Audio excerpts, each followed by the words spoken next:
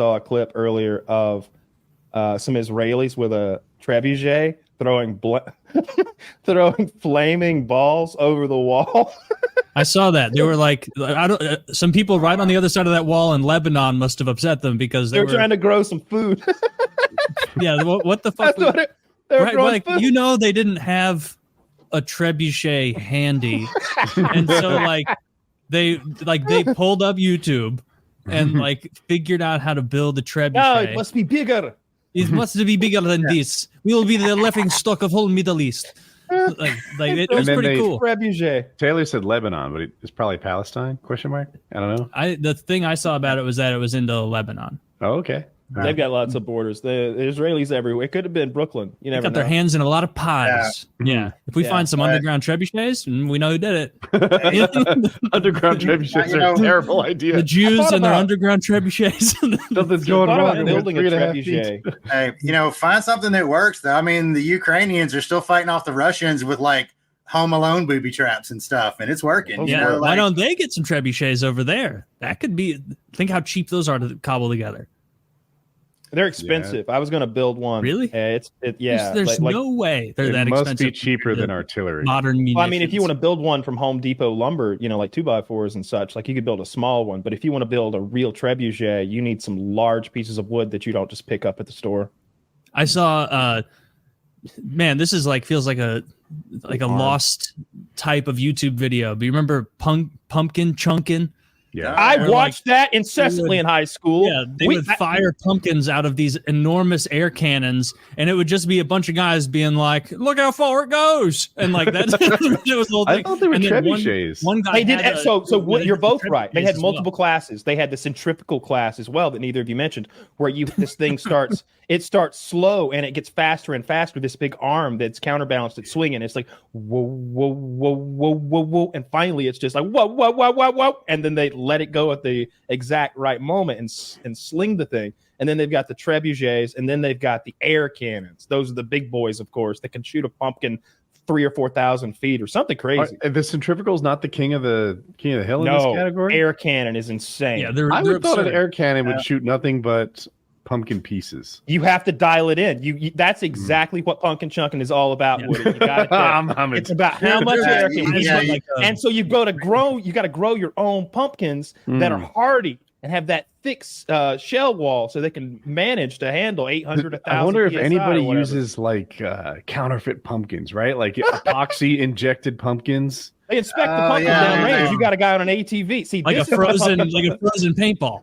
So this is how pumpkin chunking got shut down. So the reason there is no longer a pumpkin chunking festival is because one of the guys who flipped his ATV and fucking paralyzed himself out there being a goober.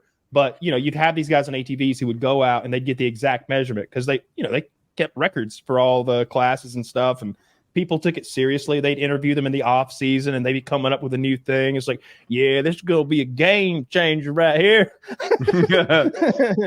It was cool. That was about the time that they started. Yeah, it was about the time they started throwing cars off the cliff in Alaska. I think that was probably, hey, you know what? Screw it. Let's throw pumpkins. Let's throw cars full of pumpkins if you wanted to. Talking about YouTube. Yeah, the point you brought up about accelerating, the pumpkin mist coming out, like you're gonna air cannon is gonna turn to jello. I was watching something. It was one of those Neil deGrasse Tyson or somebody talking about like space travel, like part of the limiting factor, like how fast we could go. Like even if we had a ship with a big enough engine on it that we could go the speed of light or close to it, to accelerate a human body up to the speed of light and slow it back down again at a non-fatal level, like 15 Gs or something, takes like 80 something years. Like how you're talking about with the pumpkin, to accelerate that pumpkin up to a point it doesn't just come apart. It takes like 44 years to accelerate a human body up to near the speed of light without turning us into pumpkin juice. And then I wonder what the perceived amount of time would be, because time dilates the faster you get. So the perceived time would be far less than 44 years for you, for you, yes. But on a real world, well, I mean, you would still, your stopwatch would still ring the same time. From an outward observer, it would go on longer, but you would still experience the same time. No, it would just be different. No, your time is different. No, you're in a bubble. You're in a different bubble of time. Time's not consistent. It changes based on energy and mass. But it does change. But it was my understanding though that it's still like relative to you. Like if one of y'all took off and flew around at near the speed of light and came back, and we're all been dead 100 years. You know, in your ship though, you still experienced a year of travel. Like you had it. Yes, the time is different, but you still experience the same level of time. So like 88 years of acceleration and deceleration is still 88 years for you, even though it was 1,400 years for all of us, or 10,000. Oh, you think he was factoring that in when he gave his that was my understanding. Yeah, I mean that you don't. I doubt he's that smart. I don't know, but you know, but the whatever you're in, no matter how fast you're going, you're still, you know, babies still grow the same rate, plants grow the same time. From the observer standpoint, being in that ship. Yeah, sure. As you're in the ship, things don't start moving all slow and everything. Yeah, but looking at the window. Yeah, exactly. Looking at the window, everything's happening in fast forward. If you could zip out, you know, at the speed of light for 6 months and then turn around and come back at the speed of light for 6 months, when you got back, everybody would be long dead. Oh, yeah. It'd be Planet of the Apes. Yeah, that's why like all the sci-fi is lies, except for the ones that use like space bending and wormholes and stuff. Star Trek shit where we're just skimming along faster than the speed of light. Well, I mean, you know, it's not. Yeah, it's sci-fi. They have to do a little creative, meandering, figure it out, make it work for the story. And I don't need it to be 100% right. Is there any practical application that we have now of the time dilation shit? Yes. Yeah. So that was the. What they did was, I think Einstein had come up with a theory. Some mathematicians come up with a theory about time dilation and the speed and everything. And so they had these 2 atomic clocks, and they left one of them here at home base, and they put the other one on an airplane, and they spent $5,500 or something worth of 1940s money to like fly this thing around the Earth, around and around for a long time at high speed. And when they brought them back together, it was off by several hundredths of a second or something. So they immediately checkmated and like, yep, proved. Oh, wait, that wasn't what he said. The person who wrote the is formula, it real? He said, "Is there any practical application? Like, if we use of this?" Oh, there is actually. It gets used all the time in like geospatial, like geocentric GPS. Satellite, GPS stuff like that. And actually, funny enough, you know, so they have to accommodate for a slight variance in time experience in these satellites that are out there going, 17,000 miles an hour around the Earth. But the person who wrote that formula that is still used to this day was Hedy Lamarr, who was Howard Hughes' girlfriend. She was this incredible person. She was a model in Germany. Show us a picture of Hedy Lamarr, by the way. It's important people know what this lady looked like. Oh, yeah. She was like a model and a spy. She defected from Germany in some sort of like fancy James Bond type dinner party, comes to America. Not only is she beautiful and a model and a spy, she becomes Howard Hughes' girlfriend. She's like a genius engineer and like mechanical engineer. She developed one of the modern, like the airplane wing that kind of adjusts, like to kind of change the profile on the top for lift, the flaps, all that. She did stuff with the modern airplane wing. And Howard Hughes basically set her up in a lab, and she came up with I was like, a woman who invented something, you've already lost me in this pile of lies. Oh, no, she came up with a formula that is used to this day on these satellites with that, as you said, that practical application for adjusting for that time dilation. And yeah, she's awesome. I mean, what a striking person to, brains and beauty and all of that. But she had, when she worked with Howard Hughes and his sort of skunk works, that was something she came up with, which was. I bet if I was dating Howard Hughes at the time, I would have come up with something too. He would have handed me a couple discoveries. The 4 ham sandwich. It's got 4 kinds of ham. All right, I know you can't fathom more than 3. And I'm assuming this was in his billionaire playboy era, not the hiding out in the hotel, peeing in jars and saving its phase. The slightly less crazy part of his life. He was saving pee in jars? Yeah, at some point, I believe he was holed up in some hotel somewhere and was peeing in jars and hoarding it and just doing all this really wacky stuff. The original gamer was bananas. He played World of Warcraft. Yeah, he was all into that. Do you know about the Glomar Explorer? Yes, but for their benefit. Yeah. Of course, Taylor's all about it. So the CIA gets in contact with Howard Hughes, and they're like, "Hey, you're an eccentric billionaire, patriot. would you like to help us out with a little ruse we're pulling on the Ruskies? And he was like, fuck, yes, I would. I'm like, okay. So you're going to have this like really expensive boat you're going to need called the Glomar Explorer. Go ahead and get on that right away. We're going to recover a Russian nuclear submarine, but we're going to pretend like you're out there mining and you've invented some new crazy gold mining technique where you're going to get gold off the bottom of the ocean floor. And people will go, oh, that Howard Hughes. And then the news cameras will leave us alone so that we can grab with the like a James Bond manacle type thing on the bottom of this boat, a Russian nuclear submarine, and haul it back up. And they did. That's did all of that. The Russians didn't know that's where their sub was? We had found it. The Russians hadn't. They didn't know where it, when it goes I'd be down. Really suspicious if I knew I lost a nuclear submarine somewhere off the coast of, say, New Jersey, and then suddenly Howard Hughes starts mining there. I'm like, it's fishy. I would have put those pieces together. They didn't know where their boat was, though, but we did. Okay. And so, like hauling it up, though, it broke apart. It broke in half, and only like half of it came up, and then the rest sort of spilled out. But we did that thing where we recorded like the respectful burial of their men and sent it to them afterwards. So they were like, "What the fuck? You found it?" And they already buried our guys, and I can't even feel bad. Look at them saluting our flag. God damn it! But they, it's clever. Still, I think, classified how much they got out of there. If they got the code books, a nuclear submarine captain has a lot of like high security code books and stuff for like checking to see if this strike is real or maybe just just the command codes and stuff, but also whatever coding machine they had down there. They would have had a typewriter or whatever, or a computer system of some kind where when you punched J, it put out a fucking code. They had like an Enigma type machine or whatever, and that's what they were after. That and their code books and stuff like that. Interesting. Yeah. Howard Hughes is awesome. Red October is one of those movies that like I can flip on the TV at any stage in that movie and end up watching the whole movie, even though I've seen it like 40 times. Red October. It's great. It's one of those movies. I don't even know what it is about it. Just never get tired of that kind of stuff. The Russians versus Scotland. That's what they have, a Scottish. Bless his heart, trying to do that Russian accent.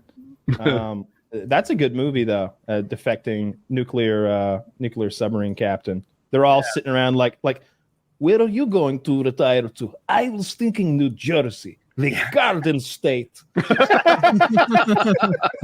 love it.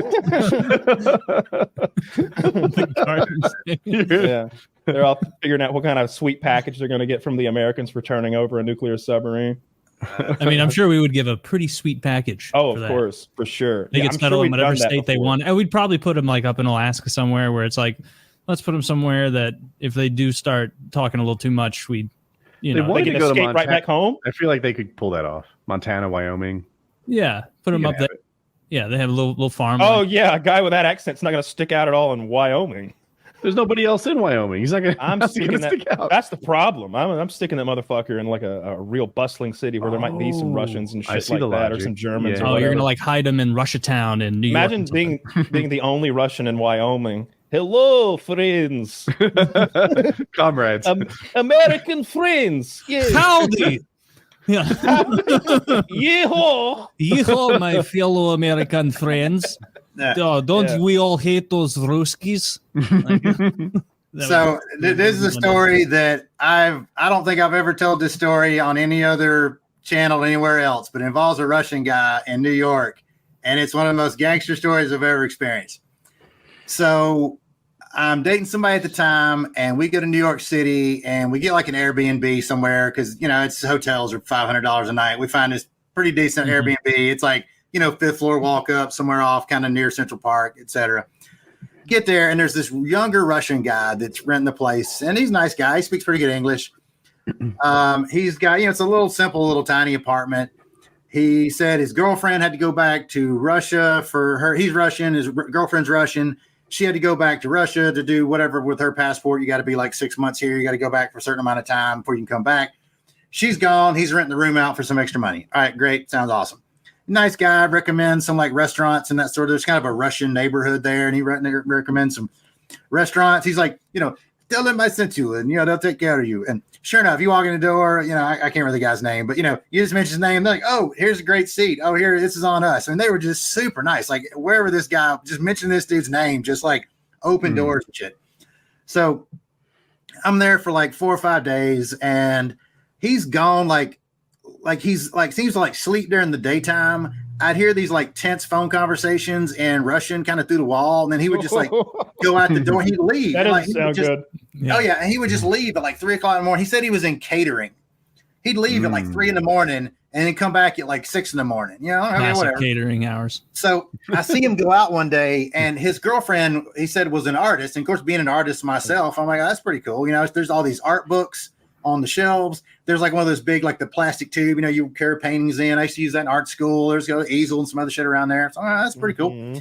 So anyway, I noticed one day that the art tube has been moved. Oh, that's okay. That's kind of weird. Whatever. It's his place.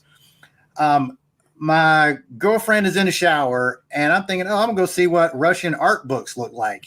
So I open one of the books up, and the covers of like the little slip cover on all the books are like art books, but inside it was all these like ballistic books and like military tactics and like camouflage and all these I shoot guns, but there's the guys that are doing those, 2,500 yard shots, calculating the rotation of the earth, that kind of stuff. Books are like full of that kind of math, all in Russian. And I'm like, whoa, this is pretty crazy here. I kind of put it back in my mind. I'm like already starting to like put together like in my mind, like, okay, this guy's some hitman or something. But I'm like, if he's a Russian hitman, why would he be renting his spare bedroom out on Airbnb? Like, you'd think that pays enough that he's probably good. So anyway, I think, okay, that's kind of funny. He must just be into guns, and maybe Russia's not down with that, so they hide him into art books, whatever. I'm not getting his business. So she and I continue to have our trip in New York, doing our thing, and he comes and goes a couple other times. You touched my book. So he leaves. He's got this really nice Mercedes, by the way. He's like kind of parked out on the street out front, like the big black 2-door coupe, And I'm thinking, all right, this guy's balling it. So he's gone. We're checking out, and like it was like a kind of an atrium staircase. You can kind of look down and see all the stairs, like 5 stories down. And as we're leaving, it's like leave the door, lock the door on your way out, leave the key on the table. She's out in the hallway, and I'm like, hey, look down the stairs and tell me if this dude's coming or not. Because it's like this tiny, tiny little apartment.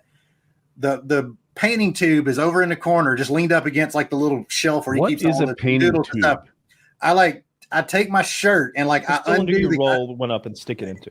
Well, no, it's like the plastic one, like about that big around, like with a cap on the end. You like roll the painting up. It's like a plastic tube. Oh, like for shipping. Okay. Yeah. So like I take my shirt, so it's like not leaving any fingerprints, and I unscrew the cap on the paint tube carrier, and it's the freaking butt of a rifle stock. I'm like, ooh, I like screwed it back down, like didn't touch anything, like out the door, great review, wonderful guy, had a great time, Airbnb, 5 stars, whatever. Never heard another word about it. You're like sweating, signing the guest book. Oh my god, yeah, I'm like writing my neighbor's address in the guest book. And again, super nice guy. Maybe he just likes to do marksmanship. I have no idea. Probably. And you don't know what the butt looked like, do you? Like, was it a rubber butt pad or? I honestly, the moment I saw it, it was like, like your blood runs cold. The moment I just saw like the wood and whatever the end of it was, I was like, oh, done, out of here. And, being very careful not to have disturbed anything else. And again, it's been like a decade and since that incident and whatever that dude was into, but I'm still maintaining that I rented an Airbnb from a Russian hitman. That's a good friend to have. Shout out to that guy. Hope everything's going well. Hey, exactly. Whatever. Could have been a Red Dawn scenario. You never know.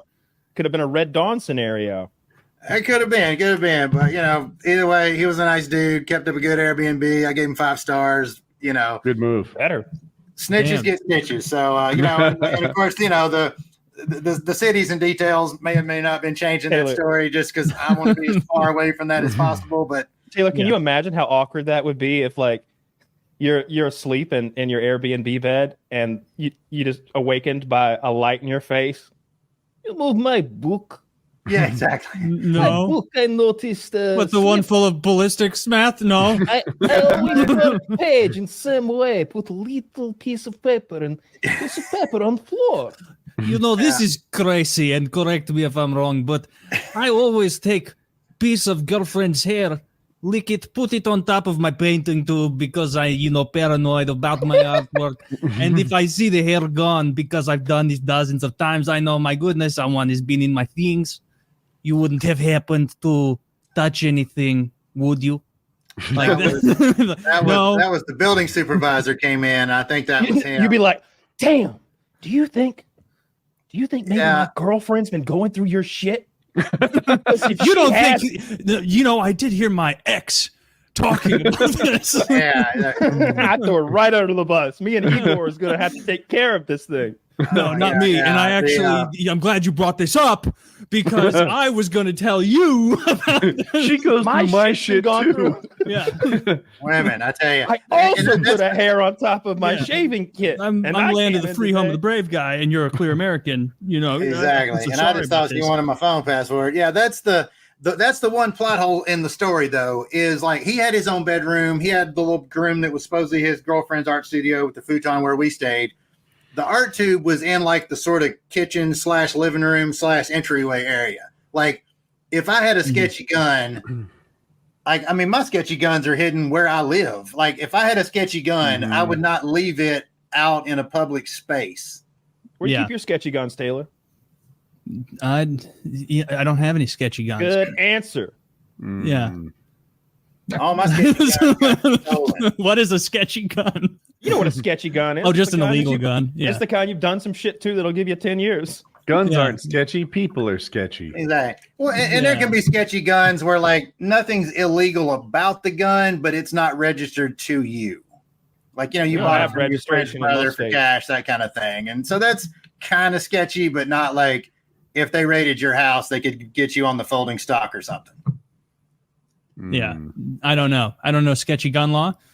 I don't have any sketchy guns. I had to de-sketchify one of my guns. I had a bump stock, and Trump made them illegal. Son of a bitch!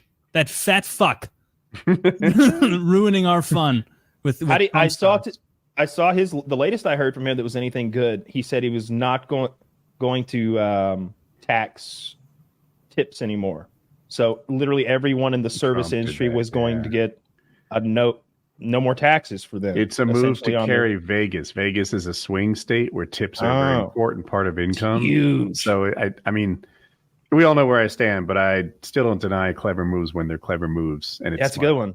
Yeah. And then Biden said medical debt will no longer appear on credit reports. And also, it's like, that's pretty good, too. Yeah. Keep going, boys. That's how the American public should now is the season of lies. Be like, what else you got?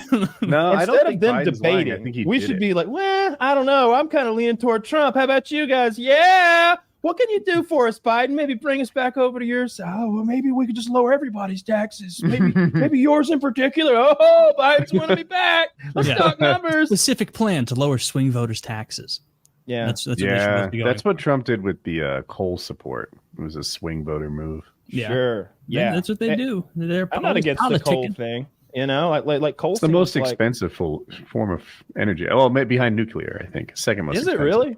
Yeah, I believe if you say it's true. I think so, I'm just wondering. I guess it is the most clearly it is. It's the most labor intensive by far. Everything else is pressurized underground and is bursting at the seams to get out of the ground.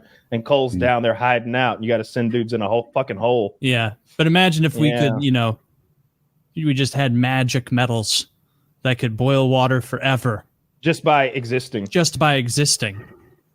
What boils the water, Timmy? Well, it exists, and so the water boils. We don't gotta burn coal. Nope. Well, it must burn out quick, huh? Well, that's the thing, Timmy. It lasts years. I don't know what nuclear is the other one that's very expensive, though. I think it's mostly expensive because there's so many like regulations around it trying to keep people from going that direction. There's more money incentivize people the way that we have solar and wind, like all that money that's gone into incentivize isn't the word I'm looking for, but it's the practice. It's the subsidized. It's tricky. I'm not against nuclear. I think it's a clean way to get energy, and I like that aspect of it. I don't trust industry to behave responsibly if we don't oversee them. right? Industry has proven time and time again that if you don't put these guardrails on the way they behave, they'll behave in the worst, cheapest way possible. You know, I